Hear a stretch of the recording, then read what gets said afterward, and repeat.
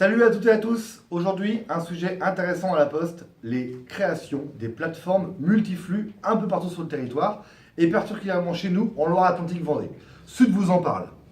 Aujourd'hui, la Poste déploie à grand renfort d'outils industriels et de millions dépensés son nouveau schéma directeur territorial, aussi appelé schéma industriel. Et d'ailleurs, le fameux accord national facteur 2017 signé par des syndicats qui avaient décidé de collaborer à ça, accompagnait le schéma industriel susnommé. Donc, c'est quoi ces plateformes multiflux? Il y en avait déjà une chez nous en Vendée, à La Roche-sur-Yon, créée en 2017 à partir de l'ancien centre de tri existant.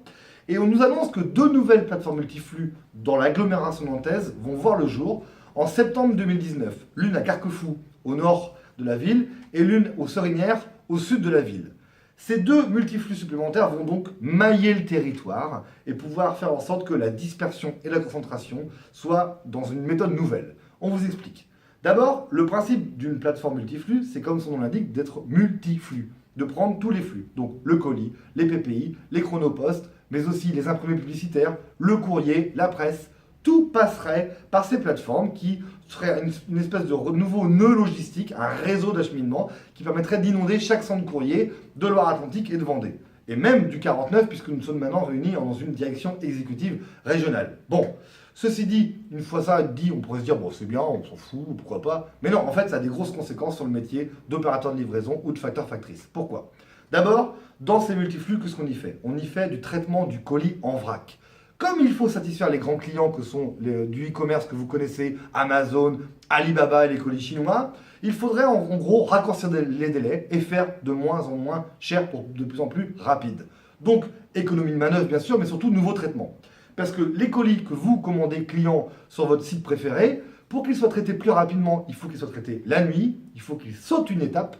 Et donc, le principe du traitement en vrac, c'est que des camions vont arriver remplis de colis, et ces camions vont être soi-disant bien rangés, mais en fait, ce sont des piles de colis, dans lesquels des collègues seront dedans et jetteront, avec parfois armés d'exosquelettes pour soi-disant la santé au travail, chargeront des transitiques, des rouleaux, ou des préparateurs et trieurs colis trieront le colis à la chaîne, à la mode Amazon ou Lidl, dans une espèce de grande industrie, de grande usine, où les bras travaillent et le cerveau de moins en moins. Une fois que le colis est envoyé dans les camions, on y rajoute le courrier de la PIC. PIC, à qui on nous dit bien, hein, la PIC sert à mécaniser le courrier. Il ne faudrait surtout pas que les collègues de la PIC croient qu'ils puissent diversifier leur activité. Tout ça est concentré avec la presse, les IP, et ça part plus tard dans les centres courriers. Et donc la Poste disant, bah ça part plus tard, vous commencez plus tard les collègues, et donc c'est la méridienne obligatoire. Donc la conséquence pour les collègues du colis, c'est que, donc ils vont traiter le vrac, donc ils vont se casser le dos, un boulot moins intéressant. 2, ils vont devoir de plus en plus livrer le soir, l'après-midi et le soir, parce qu'il faut raccourcir les délais. Et même dans l'agglomération nantaise, il faudrait distribuer quasiment du matin au soir, c'est-à-dire je commande mon petit colis le matin sur Amazon et l'après-midi ou le soir, on me le livre. Donc horaire tardif, dégradation des conditions de travail, perte de repères et surtout fermeture des agences colis-poste et donc délocalisation forcée. Donc tout est négatif pour l'instant pour les opérateurs de livraison des agences colis-poste. Et pour les collègues facteurs, puisqu'on nous promet au moins 3 centres qui fermeraient pour être concentrés dans cette plateforme multiflux, Carquefou-la-Chapelle-sur-Erdre d'un côté pour la nord et le Pont-Saint-Martin pour celle des Sorinières à la sud. On nous promet donc des fermetures de centres avec à la clé la fameuse création, l'inondation du fameux schéma des îlots ou des sacoches. On rappelle, un îlot c'est quoi? C'est un petit local tout rikiki dans lequel on embauche tard le matin, 9h, et on travaille toute la journée dehors. Notre boulot de facteur est cassé dans les sacoches. On vous explique.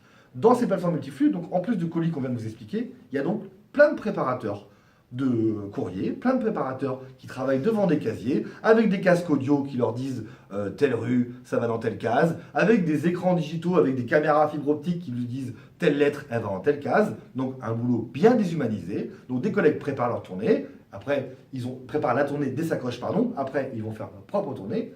Ces tournées sacoches, une fois préparées, elles sont envoyées dans les îlots où des collègues attendent à 9h qu'on leur livre par bac, caissette, le courrier et les colis à distribuer. Et c'est parti pour 6h30 de distribution. Et c'est parti pour 6h30 de vélos, de stabis, de piétons, de voitures jaunes, descente de véhicules, 1 million de recommandés ou de colis par jour. Bref, vous imaginez bien, des territoires énormes, des tournées qui s'allongent et des emplois qui sont supprimés. Et là encore, des conditions de travail qui partent aux oubliettes. Quant à la qualité de service, elle est forcément hyper détériorée, puisque nous, facteurs factrices, quand on prépare une tournée, on a une connaissance de ce qu'on emmène, on a une connaissance de ce qu'on met en case, bref, on fait de la qualité quand on prépare sa tournée. Donc vous voyez, entre les îlots et les sacoches, entre le vrac, entre la casse de la forme de titulaire de quartier qui existe, il n'y a rien de positif dans ces plateformes multiflux, bien au contraire. Ce sont des suppressions d'emplois, c'est une politique industrielle, une politique aussi où on va de plus en plus vers une évaluation du client avec un système de digitalisation où le client note le livreur ou le facteur. Bref, c'est pas terrible pour nos Sud, et donc on pense qu'il faut revendiquer et même lutter, faire grève. On appellera les collègues, bien sûr, des centres concernés, colis poste ou centre courrier, à lutter pour plein de choses. Hein. D'abord, pour éviter ces fameuses sacoches. 2, pour faire comprendre que la méridienne, c'est pas obligatoire. 3, pour supprimer le moins d'emplois possible.